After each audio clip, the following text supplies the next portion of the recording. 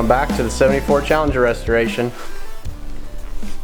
Well, we are picking up right where we left off, and we're going to finish the work we started on these inner fenders. So here are the brackets that we need to install to complete it, and then there's a couple more brackets up near the shock tower supports that we'll need to install as well. I've already gone ahead and punched all these pieces out for the spot weld holes, and I've ground down all that black stuff, coated everything with a weld through primer, and I've done the same over here. So now it's just a matter of getting these pieces fitted in, and we can start welding right away. Okay, I'm going to start up at the top with this bracket here. Connects to the top of the cowl and slides into these slots, and then connects on the bottom there as well to the cowl. So what I'm doing to line this up, it's hard to see, but there's this little ridge here in the cowl, except for this one spot.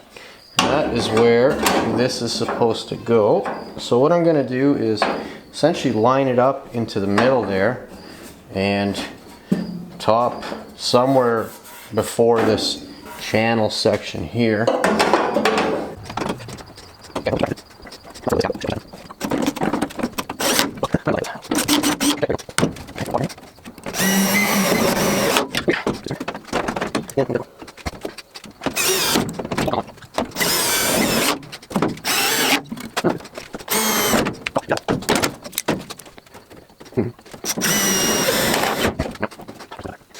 Okay, to start. Alright, next trick, we have to get this into here, and there's a big enough gap there, that's for sure. So, alright, start clamping it.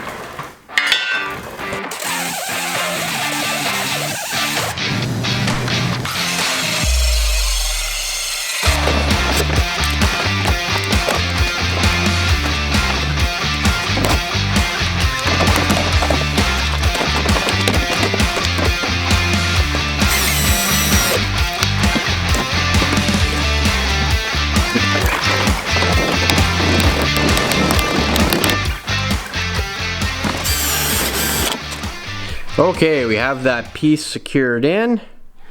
Everything's fitting pretty good in there. I'm happy with how this looks. Got a bunch of self-tapping screws holding that in. Top piece is all in place too, so let's fire up the welder and get this thing in.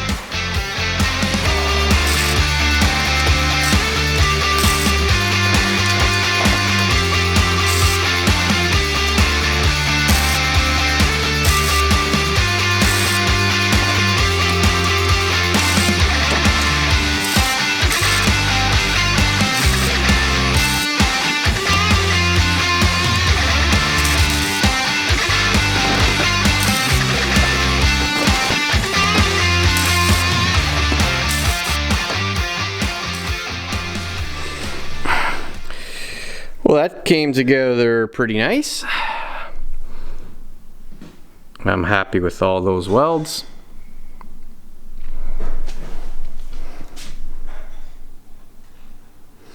Yeah. Now, one thing to point out, there's a big gap right here. Those two panels never actually met each other. So, I don't know, seam sealer maybe? Or I can weld in a little chunk in there. I don't know. Fitment wasn't great up in that corner. And then, I don't know if you can see it, but there's a bit of a gap there. I wish that was a little bit tighter, but even though I had those self-tapping screws holding it together, the firewall behind, sometimes whenever this stuff gets hot, like, it warps on you, and that's why I like having so many clamps and screws on this stuff, right? So you want your seams to be as close together as possible, so that when you weld this thing, the two metals don't warp and then leave big gaps between the panels. So that could have been a lot better, but whatever, I'll live with that. You can always come back and fully weld that if it's a real issue. Anyway, that is done. So this side, well, that part's complete anyway. I'm gonna move over to the other side and just do the exact same thing all over again.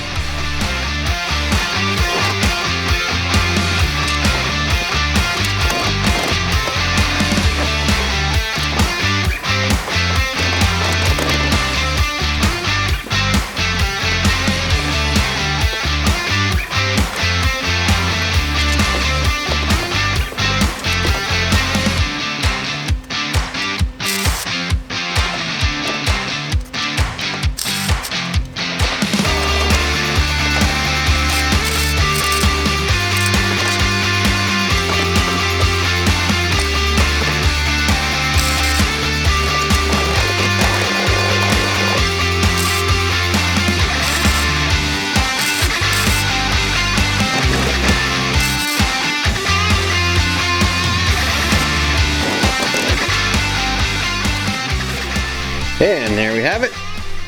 Other side went in very nice.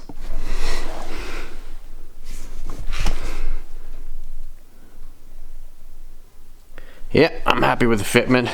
Up at the top corner here, yeah, there's really no gap up there, so that's nice. Yeah, everything came together pretty good. I was even able to pinch this gap in a little bit tighter as well. Okay, next up, we're going to get these shock tower braces in. And where do I have them? I think they're over here still. Nope. Yeah, these guys here. So, those are gonna go on top of the shock towers. I need to, I'm gonna throw them into my sandblaster and clean them up. This one arm needs to be repaired at the end. The rest of it just needs to be cleaned up.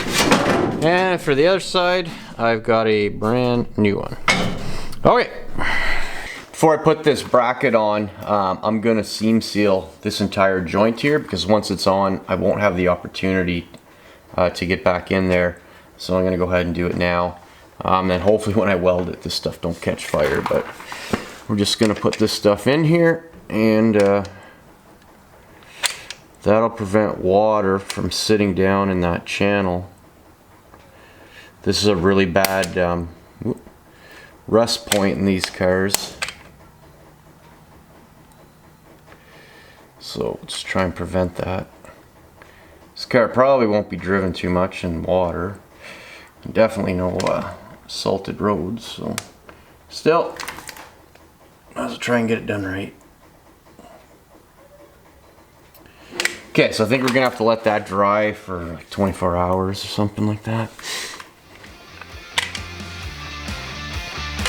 That should be good, and then I can do the rest after sandblasting.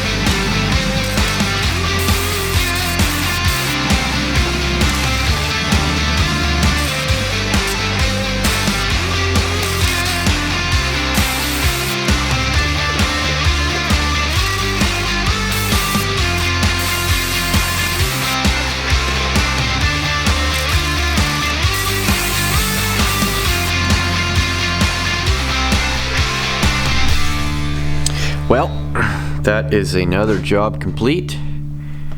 Just finished welding those support brackets on.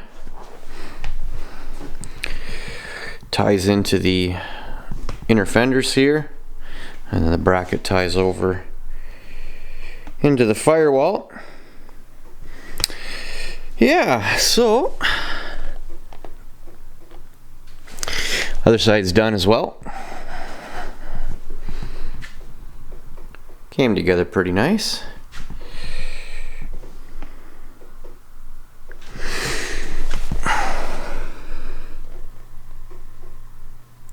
All right, that's another big job done. All right, that's it for this episode, folks. Hope you enjoyed this one and maybe even learned something. We're getting really close to getting the front end of this car wrapped up, and then once that's complete, the only thing we have left to do then is throw it on the rotisserie. There's 2 spots on the back frame rails that I'm going to fix up once it's on the rotisserie, and then we're going to start sandblasting this thing. Please make sure you like and subscribe, share this with your friends, and we'll see you next time, folks.